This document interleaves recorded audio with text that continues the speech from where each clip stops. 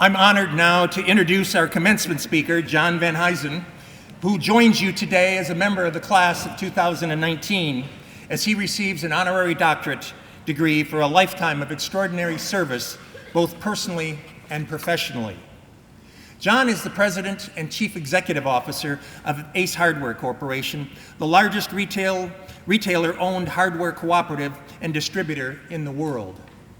John is a 26-year veteran of Ace, which consists of some 5,200 stores in all 50 states and 67 other countries around the globe. So class of 2019, please welcome your speaker for today's commencement, John Venhuizen.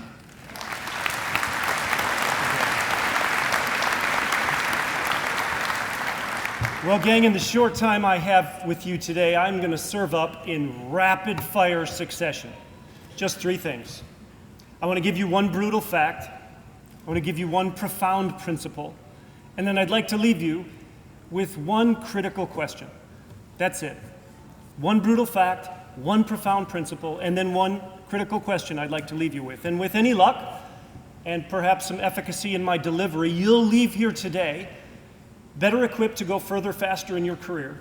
But more importantly, I hope you'll leave with the foundation upon which you can build fulfillment in your career.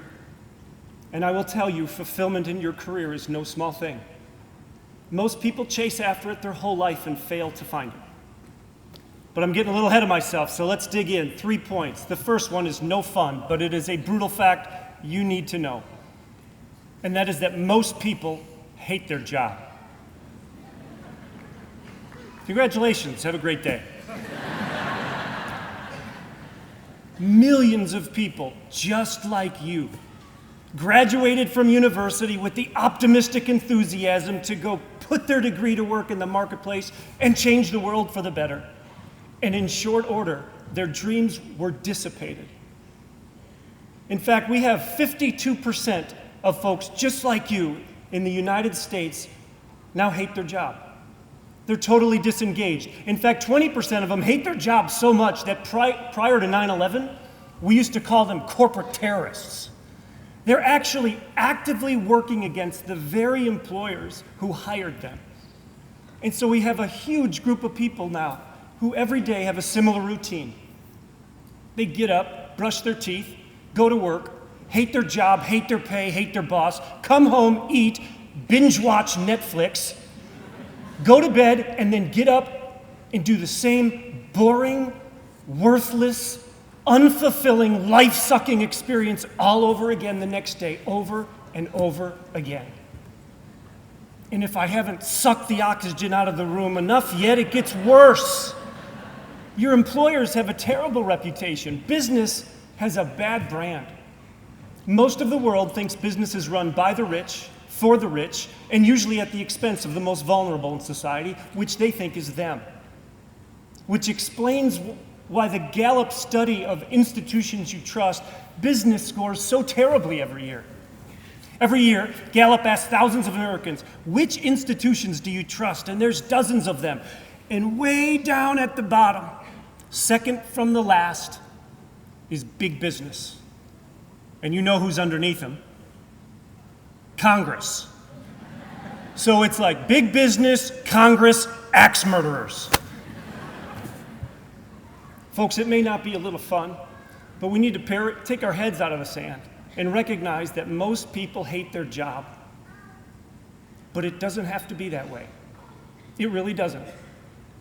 And that's why I want to shift gears without the clutch and tell you the second point is what I believe is a profound principle and is the origins of fulfillment. And it's simply this: a servant heart is not the enemy of a profitable business. It's the enabler. A servant heart is not the enemy of a successful career. It's the enabler. And it is paradoxical to what you hear today. This is not what the world is teaching you right now.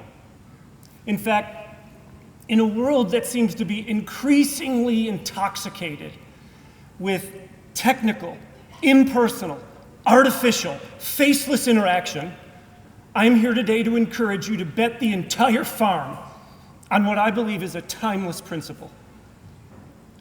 that servant hearts and human relationships, that servant hearts and human connection will always have the potential to stir the soul.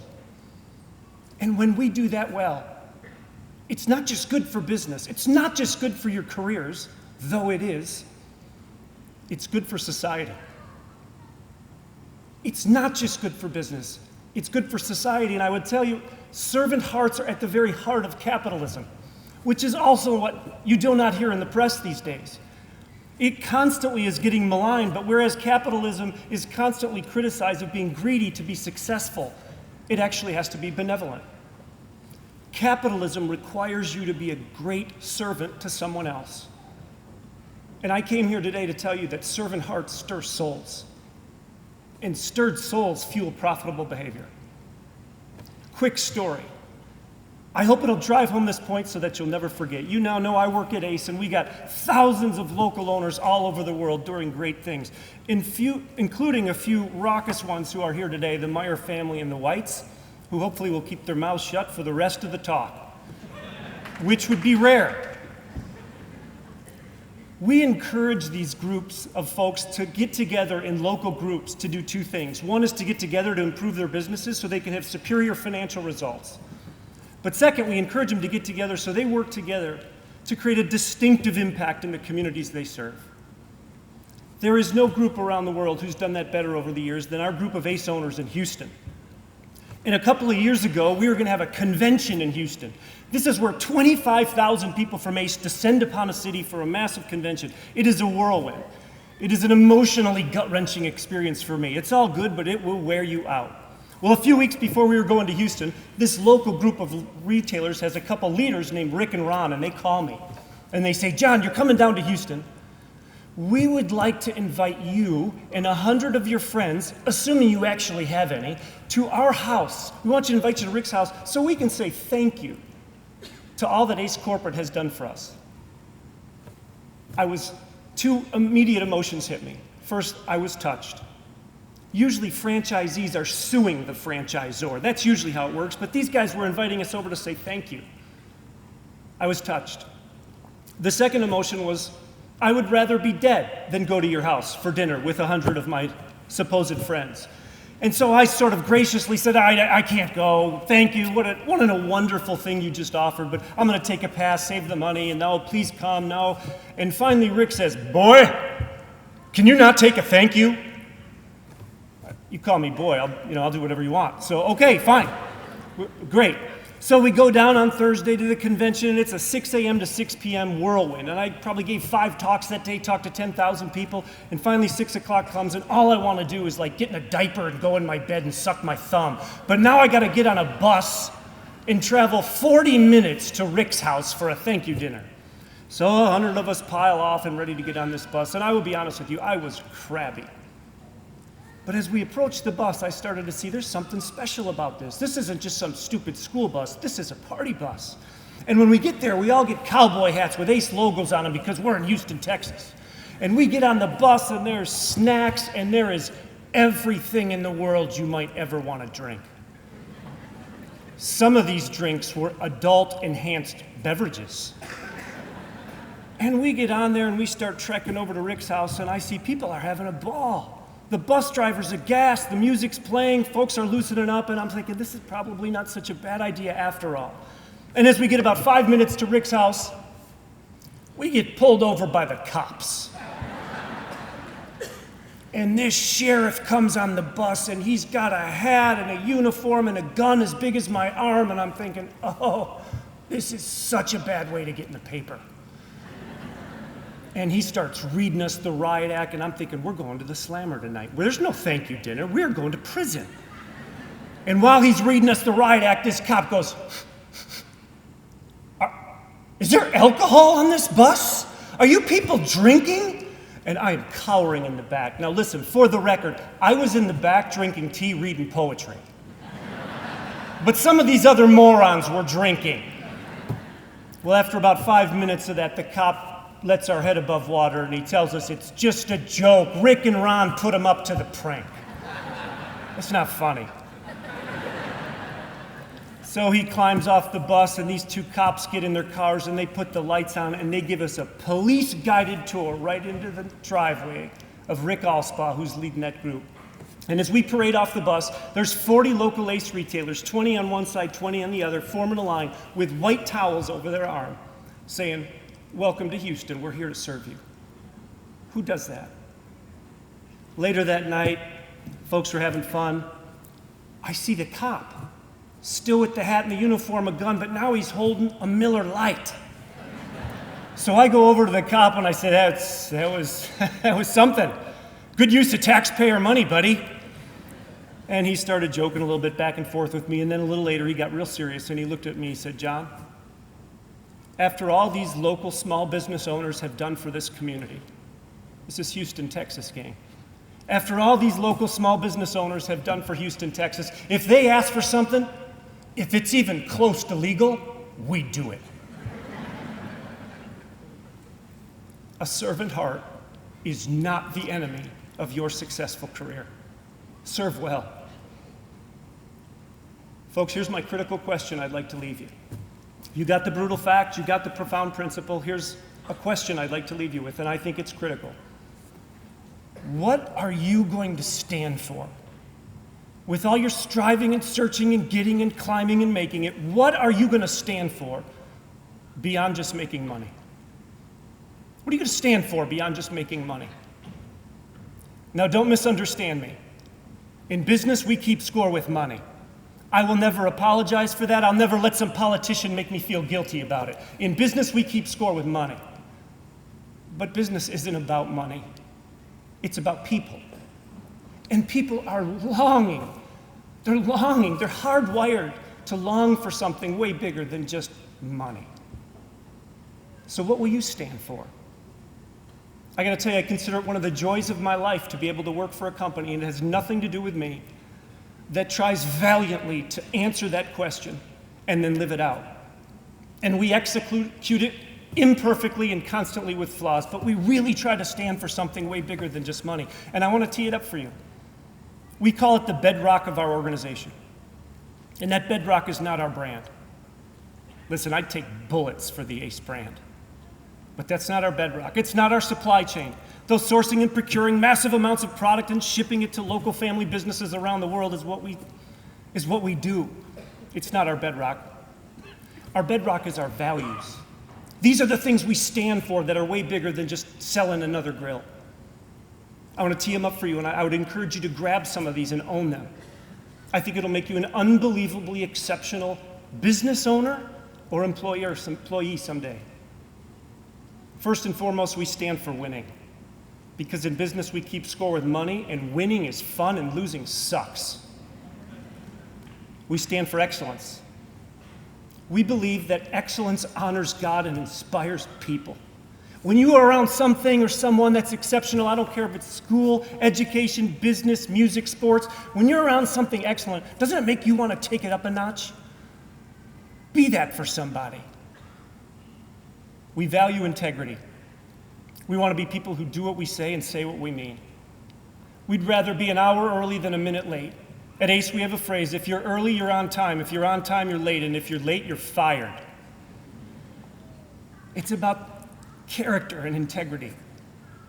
We stand for gratitude, and we value it highly. And most companies don't talk that way, but let's be honest. The entitlement mentality that has infused most Americans makes us all want to barf. Don't be that guy or gal.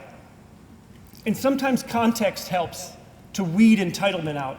A little bit of gratitude goes a long way. And when you look around the world and you know that right now while we're sitting here, there are 62 million people on the run. Refugees. Fleeing the situation they're in because it's so horrible. There's 100 million kids that won't eat today. In light of that, I don't think it's too much to ask folks who got the advantage of working and going to an unbelievably great institution like yours to enter the marketplace with a heart full of gratitude. We stand for humility. We've done the research. When you realize why some companies who were once great, and you all know the names, are no longer here, you realize that the leading indicator of that is hubris. Arrogance kills companies. And I will just tell you personally, As I stand before you with no false humility, I know that right now there is some guy or gal in his garage in Cleveland who's unemployed who could do my job better than I can. And I'm exceedingly grateful that our board has no idea who that person is.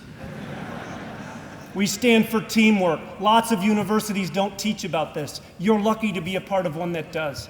Let's shoot straight with each other. Teamwork isn't natural. You did not come out of the womb as a good teammate. Ask your brother or sister. Teamwork's not natural. It flies in the face of all of our desire and control for credit and praise, and we gotta fight that so we can turn our competitive juices externally, not internally, to the people you're brushing shoulders with. And then lastly, our highest value, one we hold more dear than anything else, our highest value, what we stand for more than anything else, is love. Love. A 95-year-old hardware company, and our highest value is love. Why? Who talks that way?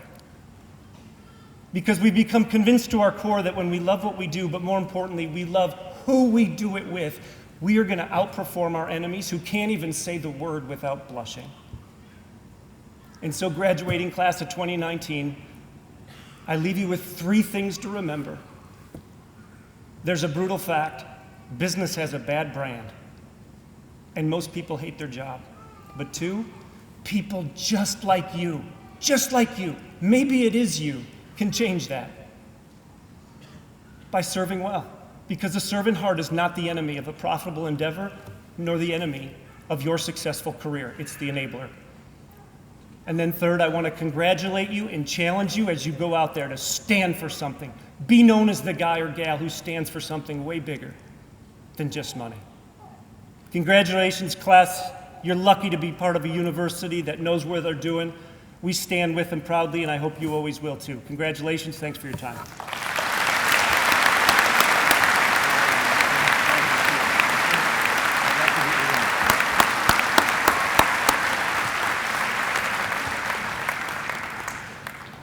Thank you, John, for scaring us and for inspiring us and for sharing your values that are so common with what we do here at Northwood University and what we call the Northwood Idea. We're very appreciative. At this time, I'd like to invite Dr. Kristen Stahauer and the chairman of our Board of Trustees, Dr. Al Zender, to join me here as we present the honorary doctorate degree to Mr. Venhuizen. Dr. Priddy, it is my pleasure to present John Venhuizen for the degree Doctor of Laws honoris causa. All right, well, Dr. Stahauer and Dr. Zender are hooding Mr. Venhuizen. Let me read for you the citation we have for him. Northwood University is pleased to vest its highest honor on this occasion of its graduation ceremony on May 11th, 2019, to John Venhuizen. Because in your early years you started as a marketing associate at Ace Hardware, and for over 26 years you rose through the ranks and held several leadership positions in marketing, business development, strategy, supply chain, IT, and in your international operations, demonstrating ethical leadership to ultimately lead the company. And because you value education and ensure your employees continually grow from a foundation of respect, empathy, spirituality, and responsibility, leading to recognition as one of the best and brightest companies to work for in the nation in 2018, and a position in the top 4% of franchises by Entrepreneur magazine, and the title of America's Best Employer by Forbes magazine. And because your leadership has guided ACE for over 2 decades, making the global organization a top leader in customer service and satisfaction, as recognized by J.D. Power for 11 years in a row, and by the Temkin Experience Ratings. Because you believe in the value that making a difference and giving back, as evidenced in your participation in several boards and community organizations, including the Mark Morton Memorial Foundation, and ACE International Holdings and ACE Retail Holdings, and because you embrace and promote the global, diverse, free enterprise nature of society, at a company that has over 5,200 stores that are independently owned and operated by local entrepreneurs in all 50 states and 67 countries, and whose subsidiaries operate an expansive network of distribution centers in the United States, in China, in Panama, and in the United Arab Emirates. And because you continually foster an environment of individual freedom and responsibility, creating a culture within ACE that recognizes excellence and empowers store owners to provide high-quality service. Therefore, on behalf of the Board of Trustees of Northwood University, we hereby vest you with the degree Doctor of Laws, honoris causa. Congratulations, Dr. Venhuizen.